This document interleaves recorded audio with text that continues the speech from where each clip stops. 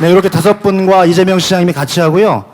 압축적이고 빨리 진행하도록 하겠습니다. 새로운 방식, 여러분이 근래에 보지 못했던 새로운 방식으로 진행하도록 하겠습니다. 화면 틀어주세요. 네, 보셨어요? 예, 뭐라고 쓰여있죠? 예, 공정국가 적폐청산. 보이세요? 네, 여러분이, 이 8글자 중에 여러분이 지정해주는 사다리를 타고 올라가서 발표되면 그거 관련해서 준비하신 교수님이 3분에서 5분 사이 발표해 주시고 질의 있으면 그 질의를 답고 시장님 코멘트 있으면 하고 시장님은 아까 대체적으로 다 길게 얘기하셨기 때문에 총괄적으로 또 말씀을 해주시도록 하겠습니다. 자, 어떤 것부터 할까요? 국. 네, 그럼 국 한번 올라와 보겠습니다. 국.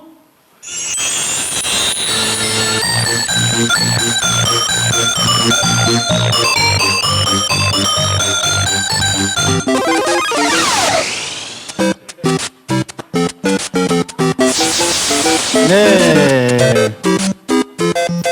한국형 뉴딜. 한국형 뉴딜. 한국형 뉴딜을 얘기를 하려면 먼저 뉴딜에 대해서 얘기를 해야 되는데요. 1930년대에 대공황이 터졌고 그때 전 세계 그 양식 있는 사람들은 자본주의 경제 시스템이 이제 끝났다. 뭔가 새로운 뭐 사회주의라든가 이런 걸로 넘어가야 되지 않겠는가. 그런 의견이 굉장히 많았는데 미국의 루즈벨트는 이제 다르게 좀 생각을 했습니다. 미국의 건국 정신이었던 이 자유주의가 얘기하고 있는 인간의 자유를 지키기 위해서도 뭔가 미국의 정부 그리고 대통령이 적극적으로 개입해서 이 탐욕스러운 이 자본주의를 뭔가 좀 억제를 해야 되고 강자들을 억제를 해야 되고 그러기 위해서는 복지를 제공해야 되고 노동권을 강화해야 되고 그리고 탐욕스러운 자본에게는 뭔가 재갈을 불려야죠. 그러기 위해서 이 독점 자본들을 규제를 해야 되고 그리고 투기적인 금융시장이라든가 주식시장들을 규제하는 그런 방향으로 나갔습니다. 그런 과정에서 1차 뉴딜과 2차 뉴딜이 있었는데 1차 뉴딜은 이제 우리나라가 97년도에 외환위기를 겪었지 않습니까? 그게 사실 대공황 같은 사건이었거든요. 그때 우리나라도 은행들을 구제하기 위해서 굉장히 많은 구제금융도 넣고 그다음에 긴급한 뭐 기초생활보장법 같은 것들을 만들었는데 그게 이제 우리로 치면은 1차 뉴딜이었는데 우리나라는 루즈벨트 대통령이 했던 2차 뉴딜이 정말 중요한데 이거를 우리는 하지 못했습니다. 2차 뉴딜이 바로 노동권을 강화하고 산별 노조를 중심으로 해서 이 기업 내에서 실제로 인권과 노동권이 지켜지게 만들고 그리고 사회복지를 제도화시켜 버렸고 그리고 여러 가지 금융시장이라든가 자본시장에 대한 규제 같은 것들을 많이 만들었고요. 이런 것들이 2차 뉴딜이었고 이것에 의해서 그 미국이 1970년대까지 계속됐던 그 미국식 복지국가 그리고 민주주의를 만들었다고 생각합니다. 여기까지 하면 되겠습니까? 네, 네, 감사합니다.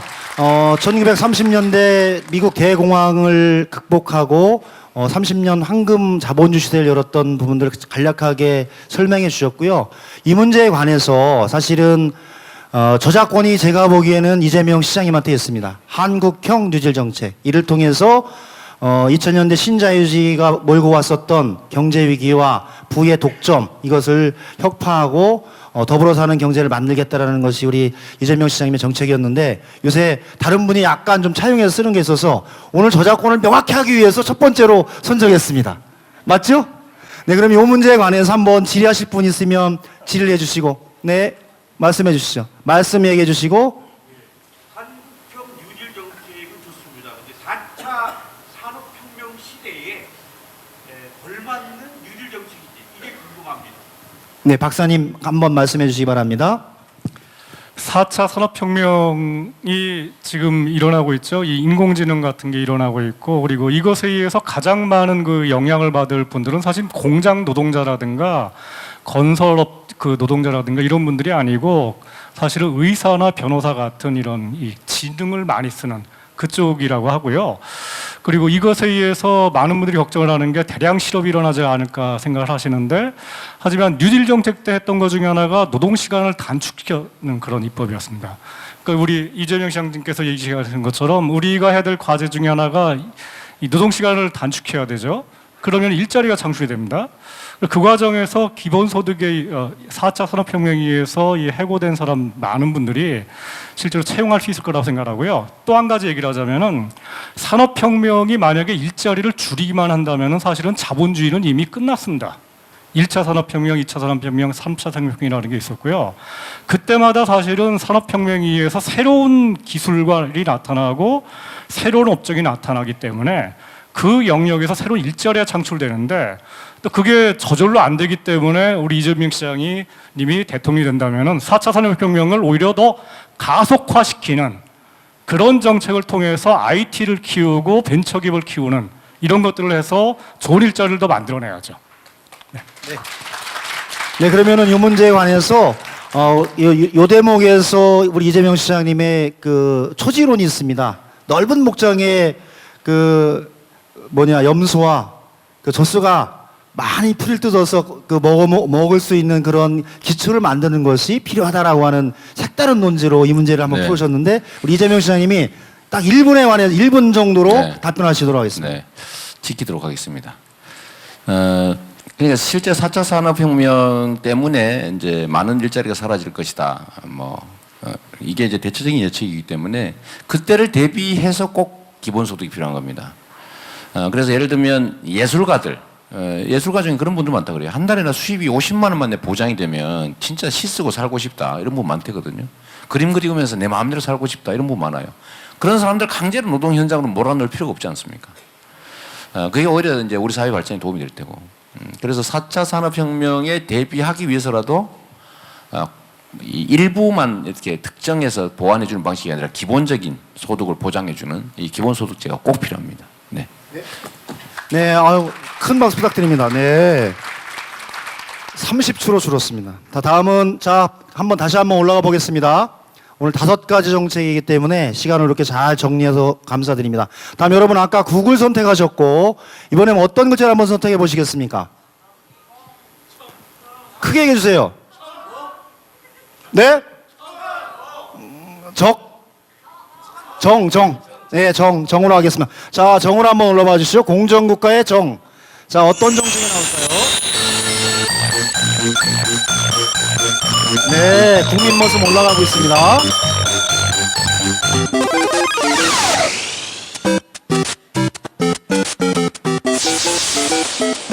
네, 당첨되셨습니다. 보건복지 분야 관련해서 이제 보건복지 예산이 우리나라 전체 400조의 30% 정도가 보건복지 예산으로 들어가고 있는데요. 이것이 어떻게 향후에 다시 설계되고 우리 국민들의 기초적 삶을 보장해 나갈지에 대해서 우리 보건복지를 쭉 준비해 오신 문진영 교수님께서 말씀해 주시도록 하겠습니다. 박수 한번 보내주세요. 네, 반갑습니다. 지금 방금 소개받은 서강대학교의 문진영입니다. 지금까지 이 공정한 사회를 위해서 이렇게 열기를 받으니까 정말 공정한 사회가 성큼 와닿는 것 같습니다. 그럼 공정한 사회를 하기 위한 가장 훌륭한 무기 중에 하나가 전 보건복지라고 생각합니다. 아까 시장님께서도 말씀을 하셨지만 실제 우리 젊은 사람들을 보면 희망이 없습니다. 지난 30년 전에 저희가 젊었을 때는 비록 지금보다 소득이 많지는 않았지만 희망과 꿈이 있었는데 지금 젊은 사람들은 완전히 희망을 잃고 있었습니다. 예를 들어서 우리가 살아가는 데서 가장 중요한 게 생명이라는 가치입니다. 그런데 전 세계적으로 우리나라는 생명을 가장 많이 포기하는 나라입니다. 자살률 세계 1위입니다. 그리고 우리나라는 가장 생명을 덜 생산, 저출산 세계 1위입니다. 그것은 우리에게 무엇을 의미하는 것일까요? 우리 사회에 어떤 함의를 해석하게 만들 것일까요? 그것은 바로 우리 모두가 지금 이 99%의 사람들이 지금 지옥과 같은 이러한 세상을 만들고 있는 것입니다. 자, 그러기 위해서 차근차근히 나가야겠는데 보건복지의 영역에 있어서는 물론 이제 보건복지만 가지고 이러한 헬조선을 다 해결할 수 있다고 생각하지는 않습니다. 그런데 차근차근 하나하나 간다면 결국은 요람에서 무덤까지 국민들이 기본적인 소득을 보장하고 우리가 생애에서 다양하게 나타나는 여러 가지 사회적 위험을 우리가 잘 관리할 수 있는 이런 국가 체계를 만든 것이라고 생각합니다. 예를 들어서 우리가 복지국가를 처음 나오게 된 게 지난 70년 전 2차 세계대전 직후에 영국 사회입니다. 그 영국 사회에서 지금까지 했던 복지 국가의 수준이 지금 2017년 대한민국의 수준보다 훨씬 높습니다. 그럼 70년 전에 전후에 그 피폐했던 영국 경제에서 했던 복지 국가를 우리는 왜 지금 못하겠습니까? 그건 결국은 의지의 문제라고 생각을 합니다. 물질의 문제가 아니라 의지의 문명이라고 생각하고, 그래서 저 혼자가 아니라 저희 보건복지위원회에서는 이 생애 주기별로 요람에서 엄마 뱃속에서부터 무덤까지 기본적인 생활을 보장하고 모든 사회적 위험을 관리할 수 있는 15개 보건복지 공약을 지금 다듬고 있습니다. 이재명 시장님께서 대통령이 되신다면 이러한 15개의 공약을 통해서 엄마 뱃속에서부터 무덤까지 모든 국민들이 자기가 주어진 삶을 살아갈 수 있는 그런 터전이 될 수 있다고 생각합니다. 네, 사실은 이 보건복지 분야가 근래 한 20년 동안 퍼주기라든지 비용의 문제를 했었는데, IMF 이후에 우리 김태동 교수님도 와 계시지만 DJ 정부 때 민주주의와 생산적 복지라고 하는 양축을 이끌어나가면서 그 어려웠던 시기에 우리 국민들의 기초적인 삶을 마련해 나가면서 그 사회 안전망으로 역할을 해왔던 그런 역사적 유래가 있습니다. 그래서 이 문제에 관해서 여러분들 플로어에 계신 분들이 한번 또 질의를 해주시면 답하고, 또 우리 이재명 시장님께서 간략하게 코멘트하는 방식으로 진행하겠습니다. 그런 만 18세 요새 선거권 갖게 해달라는 그런 많은 청원들이 있는데, 그 부분이 없다 보니까 선거권을 갖고 있지 않기 때문에 많이 불이익을 당하고 도움을 받지 못하는 경우가 너무 많고, 청년 일자리, 또 학생들 여러 가지 심리적 스트레스, 자살률, 지금 한 굉장히 오랜 동안 자살률 1위, 자살이 사망 원인의 1위거든요. 20대, 30대, 40대, 50대. 이런 문제에 대한 그런 생각, 고민이 많이 필요한 것 같고, 청소년들이 선거권이 군대 가는 연령에 동일하게 굉장히 젊은 시기를 굉장히 고생하고 힘든 그런 여정을 겪는데, 그런 부분에 대한 고민을 많이 해주셨으면 감사하겠습니다. 네, 이 문제는 이제 사실 그 대통령이 해결해야 될 종합백화점적 질의라서 우리 교수님이 간략하게 그 그러니까 청소년 복지 관련한 그런 문제를 코멘트해 주시고, 그 우리 시장님께서 구체적으로 성남에서 진행했던 정책의 구체적인 사례이기 때문에 그거 관련해서 시장님이 말씀하시면서 마무리하도록 하겠습니다. 예, 박사님 교수님 말씀하시죠. 청년은 우리 사회의 미래죠. 청년을 보면 우리 사회의 미래가 보입니다. 근데 지금 청년은 어떻습니까? 99대 1입니다. 1%의 사람, 교육 현장에서 살아남는 거의 그냥 살인적인 그런 암기 교육, 그것에서 살아남는 1%만을 위한 교육이고요. 그 교육 속에서 그럼 과연 1%는 행복할까요? 전 그 1%도 전혀 행복하다고 생각하지 않습니다. 다 같이 청소년기에 어울려서 놀고 쉬고 서로 정말 창의적으로 놀고 이래야 할 시기에 지금 교육 현장이 그렇게 되고 있고요. 게다가 이 쉼터에 온 청소년들이야말로 우리 사회의 모순이 압축돼서 걔네들한테 바로 투영이 됐다고 생각합니다. 이게 청소년 쉼터 몇 개 만든다고 문제가 해결이 되는 건 아니지만, 그렇지만 한 사람의 청소년이 쉼터에서 자기 자신의 삶의 보람을 느끼고 삶의 정체성을 가질 때, 그리고 그것이 퍼져나갈 때 우리 사회가 좀 더 나은 사회가 될 수 있으리라고 생각을 합니다. 네, 그러면 이제 사실은 우리 성남에서 하신 많은 사업 중에 가장 잘하는 사업이 청년에 대한 여러 가지 정책이 있었는데요. 관련해서 우리 시장님 말씀 듣고 요 주제는 마무리하도록 하겠습니다. 네, 성남에서 잘하는 게 이것밖에 없는 게 아니어서, 네, 시범적으로 하는 사업들도 많고 성과가 있는 사업도 많습니다. 청소년, 저희는 이제 그 쉼터에 있는 또 청소년도 중요하고, 또 학교 밖 청소년 이런 데도 각별히 좀 관심 가져서 급식 지원이나 교과 지원 이런 것도 하고 있죠. 네, 역시 보니까 이건 예산이 많이 드는 문제도 아니고 결국 마음의 문제라는 생각이 들었습니다. 사실 국가 예산 들여서 이런 거 조금 더 추가 지원하고 관심 갖는 거 돈 문제는 아니었는 것 같아요. 좀 더 관심의 영역이 아니냐 이런 생각이 듭니다. 네. 여러분 역시 깨끗할 청을 좋아하시는군요. 청 한번 올려주세요. 청.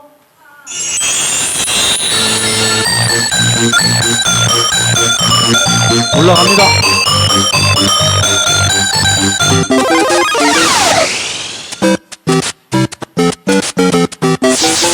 네, 토지주택 관련해서 토지 배당 관련해서 됐습니다. 이제 세 번째 이 문제 관련해서는 우리 이재명 표 정책이라고 해도 다름이 없을 것 같습니다. 새롭게 준비해 주신 우리 전광수 교수님께서 말씀해 주시겠습니다. 뜨거운 박수로 환영해 주십시오.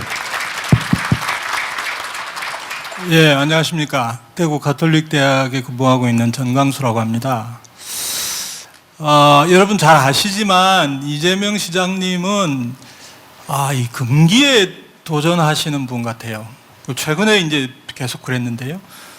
예를 들면 아무도 뭐 무서워서 탄핵 말 못할 때 탄핵해야 된다 했더니 그 또 말씀하신 대로 그렇게 진행이 됐고요. 그다음 저희 경제학자들은 수십 년간 이렇게 연구를 하고 있지만 재벌 체제에 문제가 있다는 건 다 알았어요. 그런데 감히 재벌을 해체하자 이런 얘기를 못했어요. 근데 이분이 재벌 해체 얘기를 하시는 거예요. 그래서 저희가 그 뒤에 회의하면서 그래 될까요? 이랬는데 이건 뭐 이제 재벌 해체가 뭔가 아주 일상적인 용어가 돼버렸어요. 오늘은 이제 저희 토지주택 관련해서 일종의 3종 세트인데요. 사람들이 날 미쳤다고 할지 몰라? 이러시면서 또 하나의 금기에 도전을 하셨습니다. 그게 이제 국토보유세를 걷겠다 하는 거고요. 그거 걷어서 다른 기본소득과 함께 토지 배당으로 다 국민들에게 동일하게 나눠주겠다. 그리고 이제 우리나라 고위공직자들이 이 부동산과 이렇게 연결되고 결탁되어 있는 게 너무너무 많습니다. 그거 그냥 뭐 이렇게 수사해서 잡아내고 이렇게 해서 해결되는 게 아니고요. 제도를 만들어야 됩니다. 그 문제를 해결할 수 있는, 근본적으로 해결할 수 있는 제도가 바로 부동산 백지 신탁제입니다. 그래서 이 3종 세트를 내놓으셨어요. 아마 여러분 들을 때 에이 저거 되겠나 이렇게 생각하시는 분들이 여기 많이 계실 겁니다. 근데 지난 몇 번의 경험에 비추어 봐서 이것도 상당히 이제 많은 분들의 입에 오르내리면서 그냥 상식적인 정책으로 조만간 바뀔 거라고 생각하고, 이재명 시장님도 본인은 사람들이 날 미쳤다고 할지 몰라 하는 얘기는 뭡니까? 이거 좀 겁난다는 얘기 아니겠어요? 근데 오늘 이렇게 많은 분들 앞에서 내가 반드시 하겠다고 말씀하셨어요. 여러분들이 다 들으셨어요. 저는 개인적으로 이재명 시장님을 대통령을 만들어야 될 이유가 분명합니다. 이재명 시장님이라야 이 3종 세트를 할 수 있다고 생각하고요. 우리나라를 진짜 공정한 나라, 공정국가, 공정사회, 공정경제를 만들 수 있다고 믿습니다. 네, 지금 우리 그 전광수 교수님께서 딱 전선에 딱 쓰셨습니다. 왼쪽으로 넘어지면 안 됩니다. 왜냐하면 이게 이제 그 선거가 아니라서 정책을 가지고 논하기 때문에 아주 그 좋으신 말씀해 주셨고요. 사실 이 문제는 오늘 처음으로 여러분께 드리는 말씀이라서 정책의 이해도나 이런 부분들이 깊진 않아가지고 질의가 없으시면, 질의 있으세요? 없으시면 간략하게 이 정책을 구성하게 됐던 우리 이재명 시장님의 취지 내용을 한 1분 정도 들으면서 요 주제는 마무리하도록 하겠습니다. 네. 이거 정광수 교수님 지금 경계선에 아슬아슬하게 걸리신 것 같아요. 사전 선거운동. 저는 동의하지 않았습니다. 네. 그냥 이런 거 하면 좋겠다. 이런 얘기입니다. 네. 근데 선거에 관련되어 얘기하면 또 선거법 위반 논란이 생길 수도 있어서 그건 조금 조심해야 될 것 같고요. 제가 국민의 한 사람으로서 또 정치인의 한 사람으로서 하고 싶은 일 중에 하나가 있는 겁니다. 그건 뭘 하더라도 해야 될 일이니까 하는 거죠. 우리나라에 사실은 이걸 미리 도입을 시도했던 분이 있어요. 종부세라는 이름으로 노무현 대통령이 초보적이나마 시행을 시작했는데 결국 규모도 크지 못했고 또 저항에 부닥쳐서 결국은 다 거의 없어지다시피 해버렸죠. 근데 이거는 결국 국민들이 얼마나 동의하느냐로 결판 날 것 같아서 요거를 국민들한테는 손해가 아니다. 거의 95%에 가까운 또는 그 95%의 국민들은 내는 것보다 더 받는다. 그래서 목적세 형태를 해놓기 때문에 자, 계산서를 미리 다 뽑아볼 수가 있습니다. 아, 내가 부동산이 공시지가 얼마짜리가 있는데 요거 하면 얼마 내고 다 합쳐서 얼마인데 얼마 내고 나 얼마 돌려받기 때문에 얼마 이익이다. 이거를 좀 준비하고 계신다 그랬죠. 예, 딱 눌러보면 자기가 알 수 있게. 예. 아, 이익이다 손해다. 그러면 뭐 95% 이상이 다 자기가 이익이기 때문에 이제 국민들 조세장은 생기지 않게 할 것 같죠. 그래서 저는 뭐 정책이나 이런 거 만들 때 이런 걸 좀 고려해야 된다. 그래서 법인세 증세도 일부러 그래서 440개 기업 500억 이상 영업이익만 이렇게 하는 거죠. 그 나머지는 다 이익이니까요. 그래서 이미 한번 해봤던 건데 꼭 이거 우리나라에 도입됐으면 좋겠다는 생각 하나 들고 또 기본소득도 30만 원 하니까 뭐 한 달에 25,000원 뭐 이렇게 말씀하시는 분들이 있어요. 처음은 그렇죠. 처음부터 어디 배부를 만큼 어디 스웨덴 어디죠? 스위스처럼 300만 원 이렇게 할 수가 없잖아요, 그죠? 조금씩 늘려간다. 그리고 나중에 예를 들면 환경세 뭐 이런 것도 논의를 좀 확대할 수 있을 거고 국민들 동의가 높으면 좀 더 세율을 올려서 더 많이 걷은 다음에 더 많이 이렇게 기본소득을 지급할 수도 있겠죠. 근데 그런 쪽으로 갔으면 좋겠고 저는 이게 국민들한테 제대로 설명하면 저는 크게 저항 없이 국토보유세 그다음에 전 국민 기본소득 이거는 뭐 통과될 수도 있겠다. 약간 시간이 필요하겠죠. 저는 가능하다고 결국 그게 가능하게 되는 것은 결국 국민의 힘이 아니겠냐 생각이 듭니다. 자, 그러면 이제 네 번째 주제를 한번 선택해 보겠습니다. 앞으로 한번 틀어주세요. 공. 자, 공 한번 외쳐보십시오. 하나, 둘, 셋.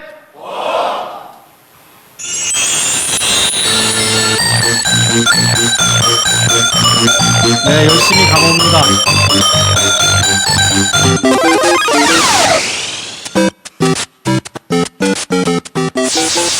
아우, 네, 당첨됐습니다.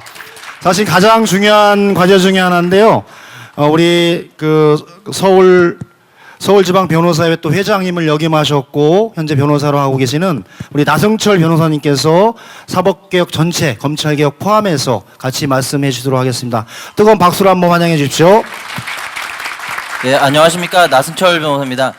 이 사다리 타기 너무 재밌죠? 저 초등학교 때 어머니가 공부하라고 밖에 이제 학원 가라고 그러면은 학원 안 가고 1시간씩 2시간씩 하던 뽀글뽀글 음향 효과인 것 같은데 너무 재밌는 것 같습니다. 여러분들 혹시 이분들 이름 들어보셨나요? 홍만표, 진경준, 우병우, 김수청, 최유정, 김영준 들어보셨죠? 이분들이 다 법조비리에 연루되신 분들이죠. 그런데 정말 놀라운 게, 정말 충격적인 게 이분들이 전부 다 2016년도에 문제가 되셨습니다. 2016년 한 해에만 이렇게 많은 법조비리가 마치 고구마 뿌리 올라오듯이 줄줄이로 엮여왔습니다. 여러분, 공정사회는 결국에 공정한 법 집행으로 마무리가 됩니다. 근데 우리 검찰 어땠습니까? 산 권력에는 약하고 죽은 권력에는 가혹했죠. 정권이 서슬퍼럴 때는 건드리지도 못하고 정권의 호위병 노릇을 하다가 정권이 끈 떨어질 것 같으면은 아주 그냥 더듬이를 이렇게 잘 더듬어가지고 바로 끈 떨어졌구나 하고 수사에 들어가고는 했습니다. 강자에겐 강하고 재벌들은 다 풀어주죠. 노동자들이 조그만 뭐 불법 파업이라도 했다 치면 또 다 잡아갑니다. 여러분, 검찰이 이럴 수 있는 이유는 뭐냐면은 결국에는 산 권력이 검찰의 임명권을 가지고 있기 때문입니다. 그리고 우리나라 같은 경우에는 특이하게 수사권, 기소권을 모두 검찰이 가지고 있습니다. 이런 나라가 전 세계적으로 없고 어떤 분들은 이게 일제시대 때 독립투사들 빨리빨리 때려잡으려고 들여온 제도가 아직까지 남은 거다. 그렇게 설명하시는 분도 있습니다. 아까 우리 이재명 시장님이 그래서 말씀을 하셨죠. 검사장 직선제, 그리고 검경 수사권 조정, 공수처. 검사장 직선제는 여러분 교육감 선거 생각하시면 됩니다. 이 하나로 똘똘 뭉쳐져 있던 검찰 권력을 18개 지방검찰청으로 나누고 그걸 우리 주민들 손으로 뽑는 겁니다. 우리 시장님 항상 박수 좀 쳐주세요. 네. 우리 시장님 항상 권력을 국민에게 돌려드리겠다 말씀 많이 하시잖아요. 우리가 뽑지 않았던 검찰 권력을 국민들에게 돌려드리는 게 바로 지방검사장 직선제입니다. 그리고 수사권과 기소권을 독점하고 있던 검찰, 이 수사권을 경찰에게도 나눠주겠다는 겁니다. 그렇게 해서 서로 상호 견제하고 경쟁을 하면은 결국 더 좋은 성과를 내지 않겠는가.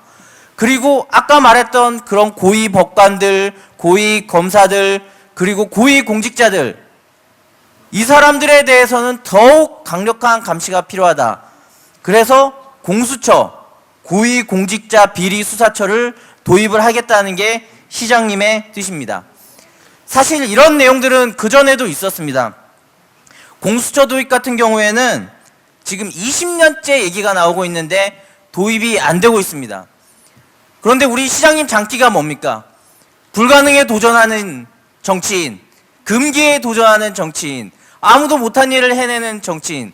그래서 저는 우리 이재명 시장님이 이 세 가지 공약, 하나도 어렵지만 이 세 가지 공약을 이재명 시장은 할 수 있다. 그래서 제가 이 세 가지 공약에 대해서 저도 열심히 이재명 시장님을 도와서 반드시 실현을 해서 공정한 나라, 공정한 검찰권이 행사되도록 하겠습니다.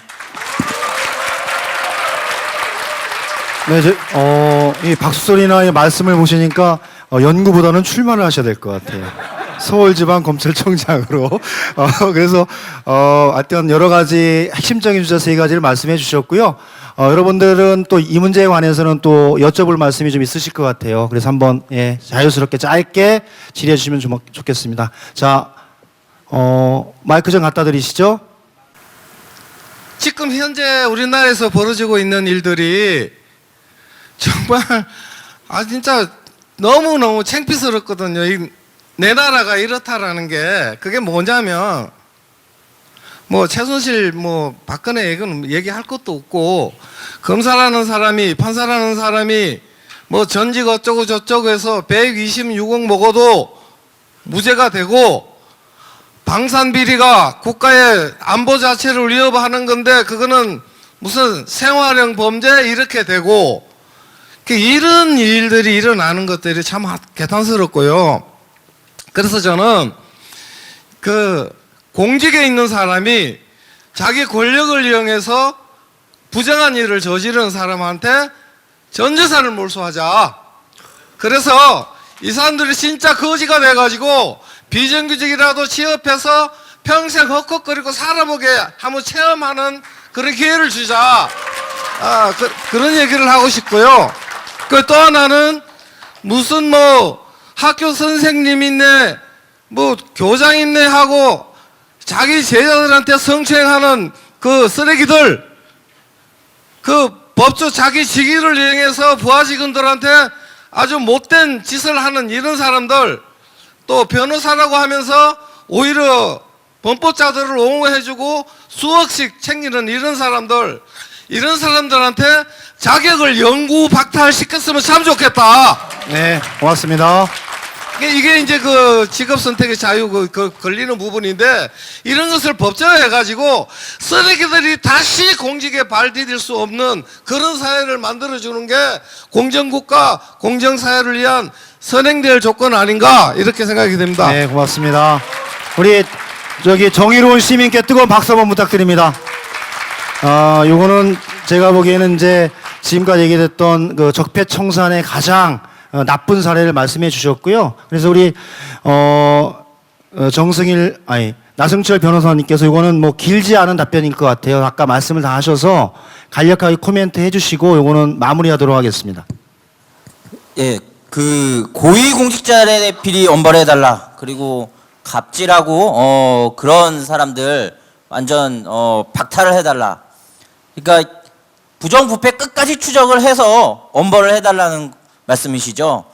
제가 볼 때 이재명 시장님이 대통령 되면 끝입니다. 최순실 10원까지 다 추적합니다. 10원까지 다 추적. 그렇지 않아도 얼마 전에 시장님이 저한테 최순실 10원까지 추적하는 방안을 한번 생각해 보자고 건의를 하셨는데, 이 우리 시장님이 또 이렇게 시민들의 마음을 먼저 읽어서 전달을 해주신 게 아닌가 싶은데, 이 시장님이 추진하시는 검찰 개혁에 모두 들어가 있습니다. 잘 말씀해 주셨고 앞으로 기대해 주셔도 좋습니다. 네. 요거 관련해서는 사법개혁 문제고, 사실은 뭐 부당한 검찰권에 맞서서 성남과 여러 가지 국가를 상대로 해왔던 경험이 우리 이재명 시장님이 많으신데요. 사실 중요한 문제이고 또 의제의 문제인 것 같아요. 그래서 1분 정도 우리 시장님이 이 문제 간략하게 한번 언급을 같이 해주시면 고맙겠습니다. 우리 나 변호사님도 경계선 잘 지키시라니까.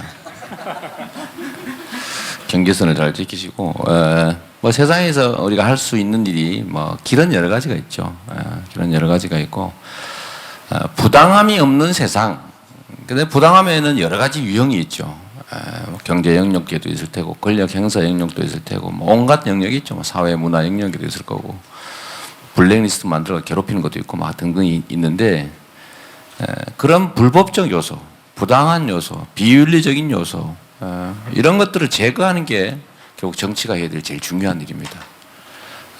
부당하게 얻은 이익은 어떻게든지 회수하는 게 맞죠. 그래서 저희가 또 구성하고 있는 것 중에 하나가 이제 리코법, 뭐 재벌들, 예를 들면 삼성 이재용 부회장이 상속세 16억인가 내고 지금 현재 한 10조 정도 자산을 마련했다고 하지 않습니까? 그 사실 말이 안 되잖아요. 소득 있는 곳에 과세 있다. 이거 아주 대원칙인데 뭐 이상하게 쓱싹 하다 보니까 막 돈이 막 생겨나고 있어요.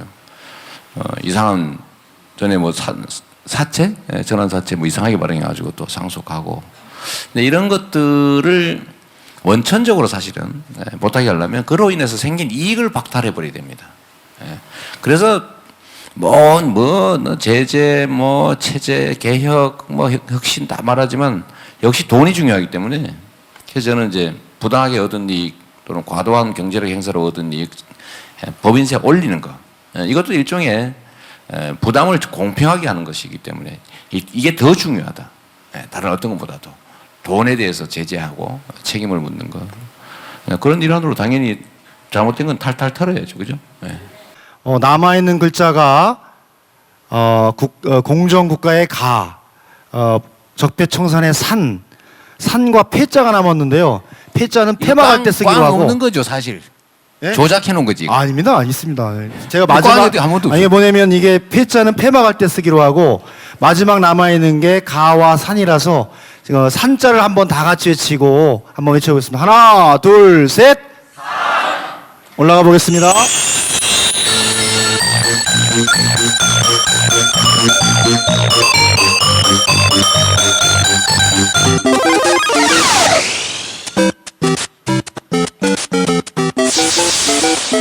네.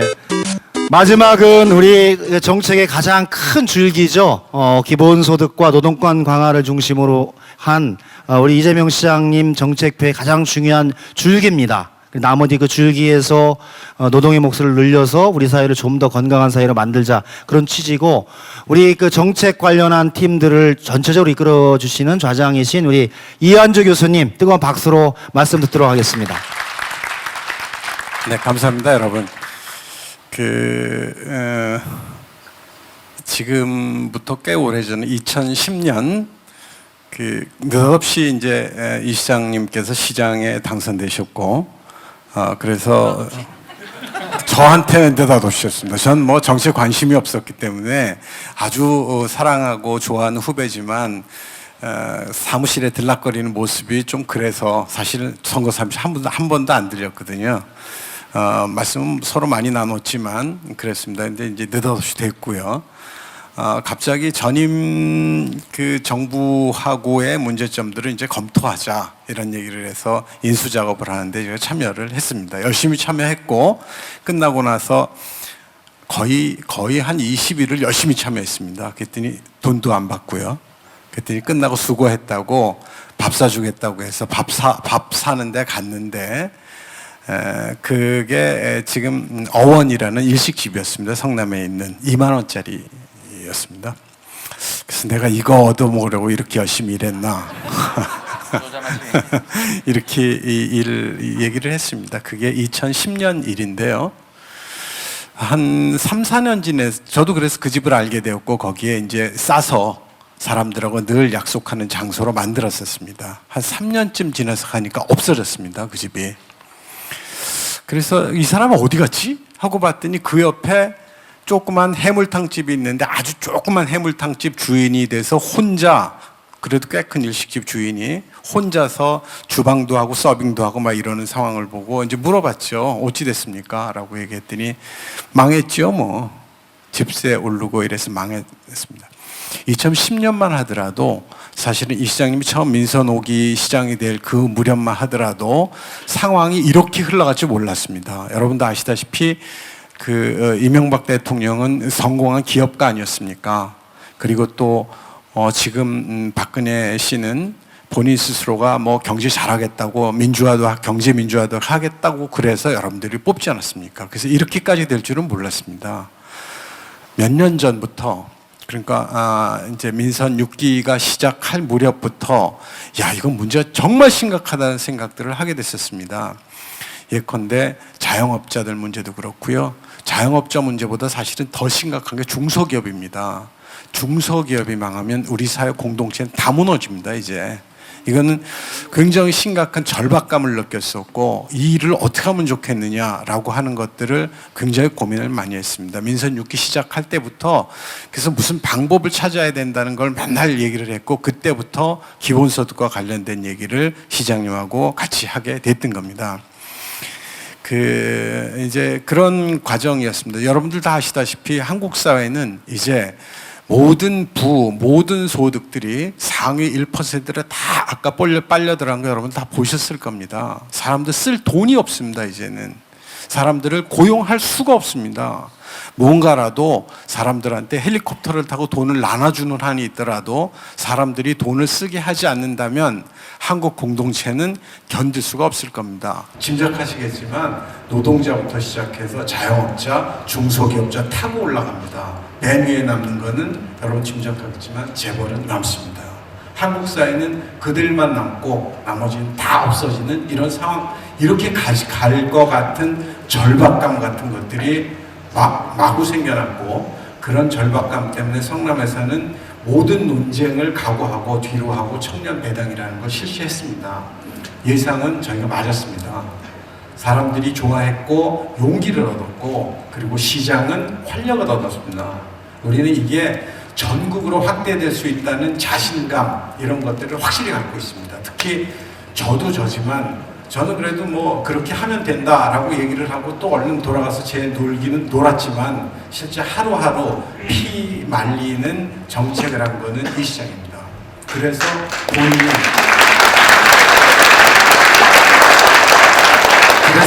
잘 알고 있고요. 저는 옆에서 본인이 확신에 찬 걸 보고 아 되긴 되는구나. 그럼 전국으로 가자라고 해서 이 얘기들을 했을 겁니다. 재원 부족할 수도 있고 남을 수도 있습니다.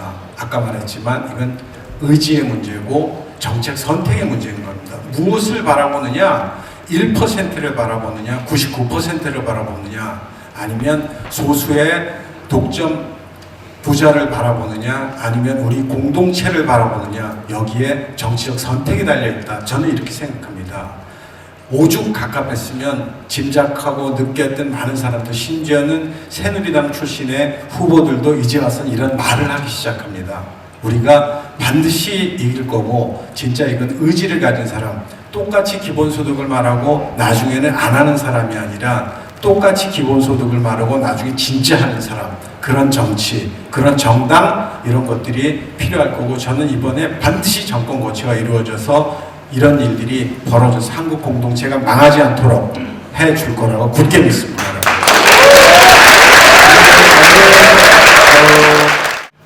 이렇게 5분의 말씀을 잘 들어보셨고요. 다음에는 요거보다는 조금 더 구체적인 부분과 새로운 형태로 국민 여러분들께 이재명표 정책, 이재명표 한국형 뉴딜 정책을 비롯한 기본소득, 그다음에 보건복지, 재반의 정책을 통해서 여러분께 같이 하는 시간을 갖도록 하겠습니다. 여러분 괜찮으셨어요? 네! 그래서 제가 보기에는 마지막에 안 하려고 했는데 굳이 이재명 시장님이 혹시 짜고 한 거 아니냐 이렇게 해서 절대 짜고 한 게 아닙니다. 그래서 뻥도 있습니다. 뻥을 꼭 보고 싶다고 하시니까 제가 반드시 보여드리도록 하겠습니다.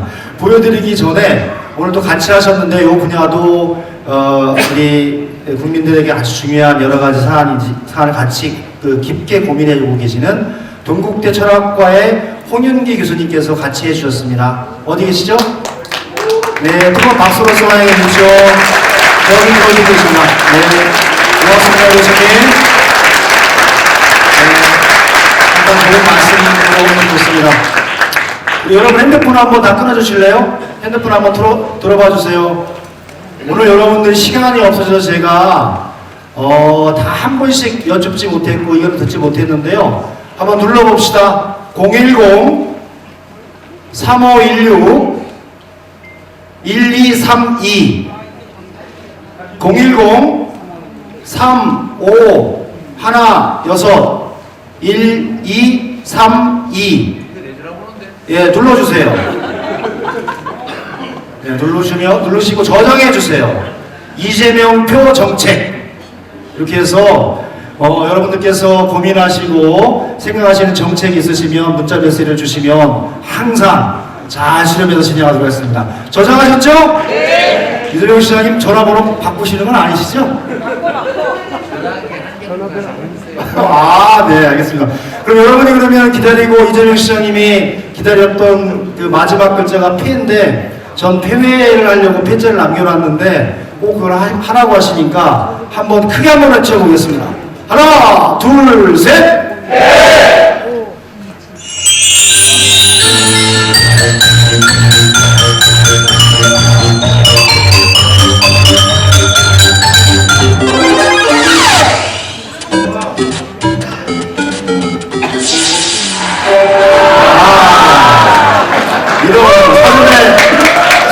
사전에 예고되지 않았는데 이재명 시장님이 본인이 원해서 제가 필자를 눌렀기 때문에 이건 본인이 책임져야 됩니다. 그래서 마지막으로 우리 지구상에서 가장 짧은 노래 있습니다. 우리 이재명 시장님의 노래를 한번 들어보고 오늘 토론을 마감하도록 하겠습니다.